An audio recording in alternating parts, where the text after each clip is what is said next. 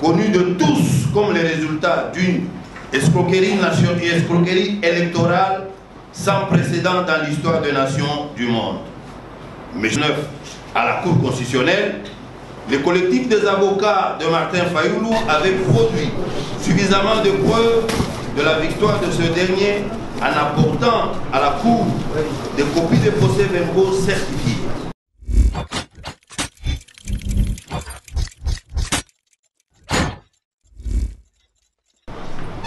Déclaration de la dynamique pour la vérité des urnes.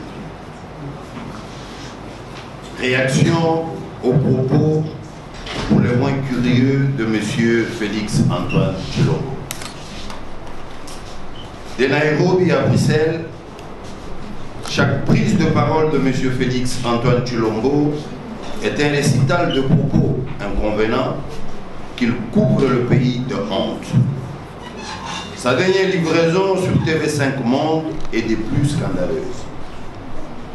La dynamique pour la vérité des urnes, DVU, exprime son indignation face aux propos pour le moins curieux de M. Félix Tshilombo, notamment sur le tribalisme, les résultats des élections du 30 décembre 2018 et la corruption, affaire de 15 millions de dollars.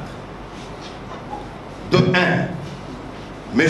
Félix Antoine Tshilombo prétend que le président élu Martin Fayoulou aurait lancé des appels à la haine tribale, à la suite desquels de Congolais auraient été tués.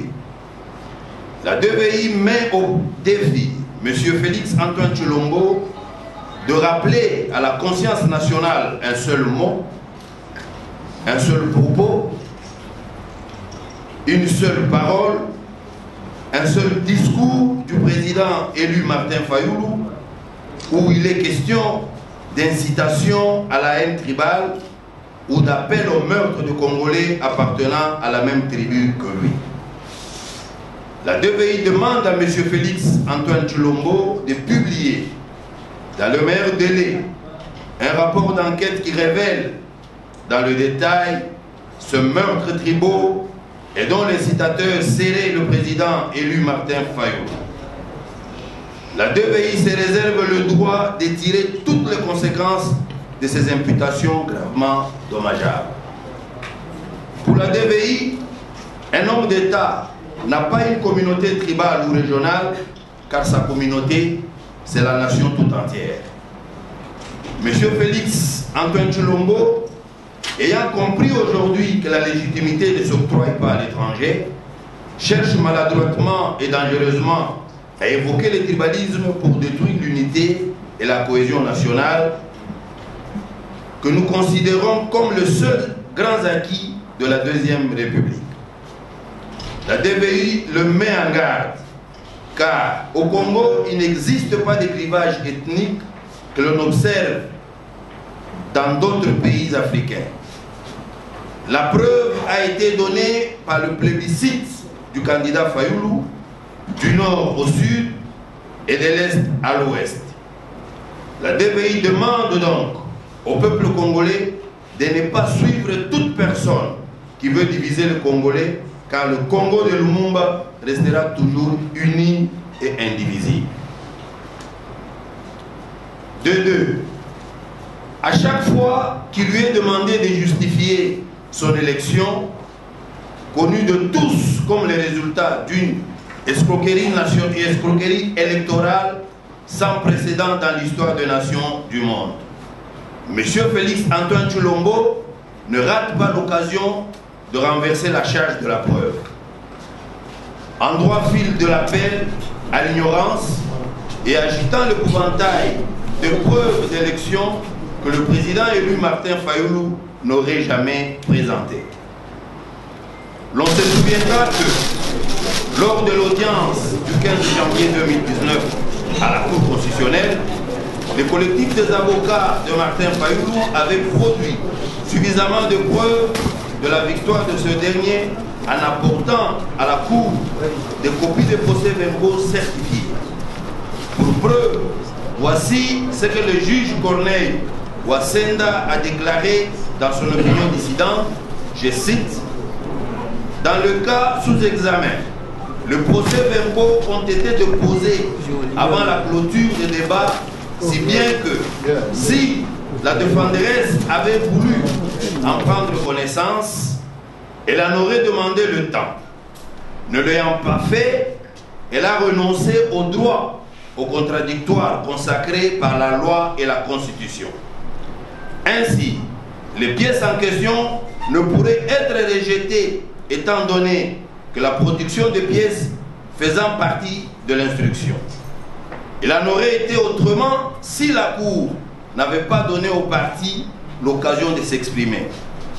En permettant aux parties de se faire entendre, la Cour a enlevé au procès le caractère scripturel.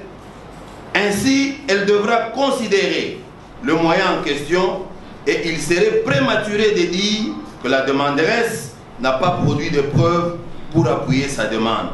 Fin de citation. Dans tous les cas, conformément à la loi, c'est la CENI qui devrait transmettre à la Cour constitutionnelle sa décision avec tous les procès-verbaux des résultats des différents centres de compilation.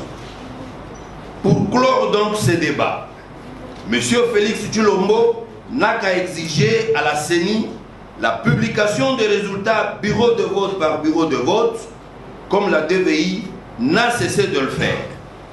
Dans le cas contraire, il aura reconnu sa nomination par M. Kabila. Aussi, M.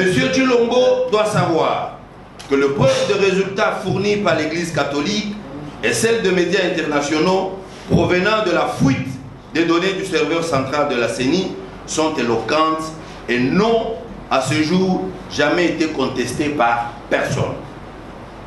De trois, quel est ce patriote congolais digne de ce nom qui ne s'est pas senti humilié quand celui qui fait office de président de la République affirme à la face du monde qu'une rétrocommission n'est pas un détournement? Comment celui qui prétend être le magistrat suprême peut-il ignorer que la rétrocommission est une infraction sur pied de l'article 146, section 6 du Code pénal congolais? Il est regrettable que M. Félix Tshilombo admette qu'il s'agit d'une affaire de rétrocommission, c'est-à-dire d'une corruption au niveau de son entourage, sans condamner ni se distancer de l'affaire et demander à la justice de faire la lumière afin que le peuple congolais connaisse la vérité. Il est clair qu'il veut étouffer cette affaire et toutes les autres affaires de corruption du régime Kabila. Puisqu'il a reconnu publiquement que son directeur de cabinet a été dans cette affaire de 15 millions de dollars auteur de quelques maladresses et qu'il a prétendu avoir dorénavant mis la dite affaire entre les mains de la justice, la DVI demande à M. Félix Antoine Tshilombo de mettre son directeur de cabinet à la disposition de la justice. Toute autre attitude le rendrait de facto soupçonnable de complicité telle que stipulée par l'article 22 du Code pénal congolais. Aussi, compte tenu de la gravité de l'infraction, la DVI exige la tenue d'un procès public retransmis à la télévision et la radio pour que toute la lumière soit faite autour de ces 15 millions de dollars de cotes sur l'argent dû aux pétroliers. Que Dieu bénisse la République démocratique du Congo et son vaillant peuple. Je vous remercie.